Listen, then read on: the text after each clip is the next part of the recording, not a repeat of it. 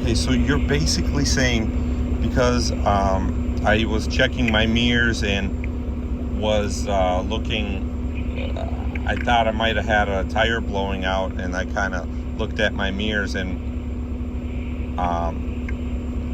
wanted to see if I could see my tires in the mirror. I then get pulled over. This guy acts aggressively towards me, and now I have to pay $750 that the court is offering to downgrade to defective equipment. This ticket, right? Yeah, which would be not affect your license. It's not reportable, and it has no points added on your license. And you would be required to pay this fine no matter what. If you handled it on your own end and paid the ticket directly, you would still be required to pay the fine. So it is best in your best interest. Okay, so what amount would that be? They would probably charge you the same, if not more. Okay, so either way, I need to pay $750. Correct, but your best interest is to go through an attorney to receive that reduction to where it does not affect your license. Okay, so if I just pay the court... You can call the court and you can ask them directly, and they can assess what you would owe, but it would most likely be the same amount as to what you would be paying to handle it through an attorney. And you said this happens often, and right now you have 3 other cases like this? In Georgia traffic citations, it is very common around here to receive any kind of traffic citation. They have a lot of patrol troopers and everything, so it's definitely not a place that you want to do anything to where you can receive a traffic citation. Is that even constitutional? I mean, like... I have no control over the police department or whatever happened during the stop. This is just the offer that we have for you, that you can decide to move forward on your own end. So, I mean...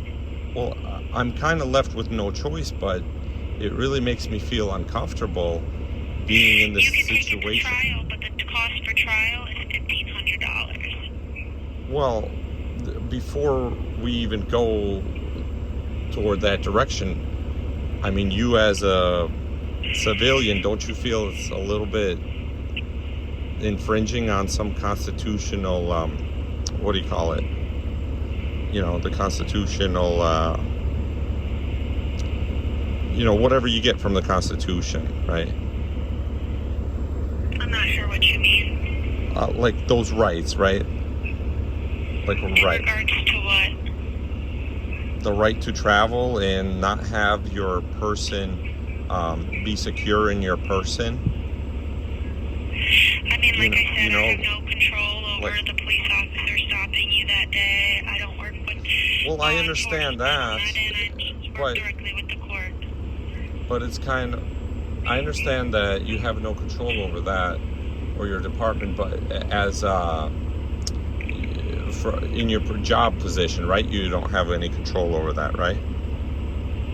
I mean, we're just an attorney's office that tries to take care of traffic citations and do the best we can to make your license in good standing order. Yeah, like I said, we have no control over that fine that the court assesses. The court assesses that fine, and we just do our best to receive the best possible reduction for you possible. But when you're not in your... capacity as like a paralegal or attorney's office, as a private civilian in the United States, don't you feel this situation is a little bit uncalled for? I mean, yes, I do believe Georgia is a little bit more strict as far as traffic laws go, but you just have to try to do your best to comply with traffic laws and regulations when driving through the state, because like I stated prior, they're not just traffic infractions, they're criminal misdemeanors in the state of Georgia. So you as a private civilian think they're kind of excessive? Yes.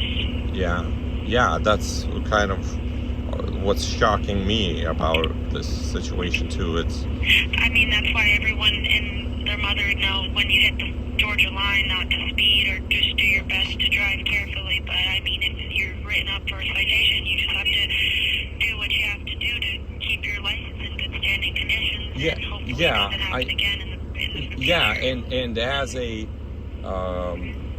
car hauler commercial driver, I want to do that, but also as a private civilian, someone who wants to take advantage of the freedoms in this country,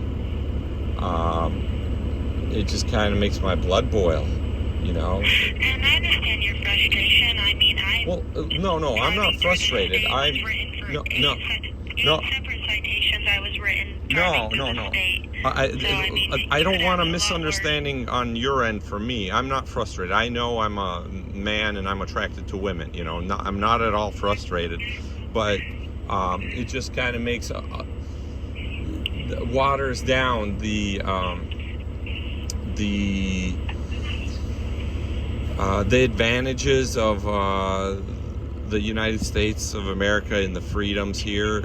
You know, it kind of makes you seem similar to the countries that we proudly say that we're not, or nothing close to. You know what I mean? Yeah, I understand your frustration. And no. I'm not frustrated. I'm not frustrated. You know, again, I understand your concern and what you're stating. I understand your point. You understand my point? Yeah. So what? Yeah, I completely do. And sometimes it is unjust and unfair, but that's just the specific state is a little bit more harsh when it comes to traffic. It's uncalled for, I would say, because, you know, we all have a calling, you know, whether like some kind of spiritual calling or like from God or something. And I believe this country has a calling too that it needs to stick to. And this may not be called for. This may not be part of that calling, right?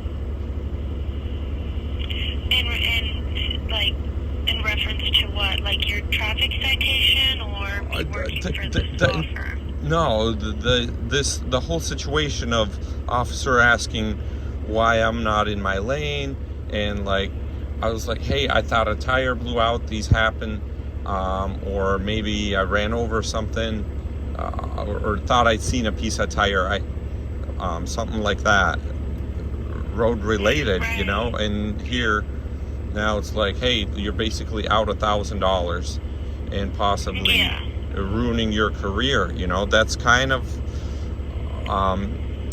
extending a little bit beyond like a traffic infraction per se, because that's almost affecting like the Constitution said, to be secure in your person, you know. And there's just some things if I mention this, don't have control over, and traffic citations and uniform police regulations are just one of those unfortunate things that sometimes it's that if it's given to you, you just have to do what you can and try to handle your eggs in your basket and get it over with. So what can I do? What can I do if it really does affect my? I mean, if you're a CDL driver and you don't get the reduction, it is going to affect your employment. No, it's going to affect your PSP. No, I think I'm going to take your advice and do what you guys are recommending. But what do I do as far as being secure in my person with this thing? I mean, if my wife finds out, I have to basically shell out $1,000 for non-business expenses and non-personal expenses. I mean, she's gonna be a little bit upset she's not getting an extra pair of shoes. You know what I mean? So that's kind of affecting me as a not secure in my person. Because I should have that freedom to do that, and it's kind of infringing on this constitutional freedom, isn't it? I mean, I think now we're just kind of going in circles. So yeah. So everything has been sent via email. If you want to call the court do that, and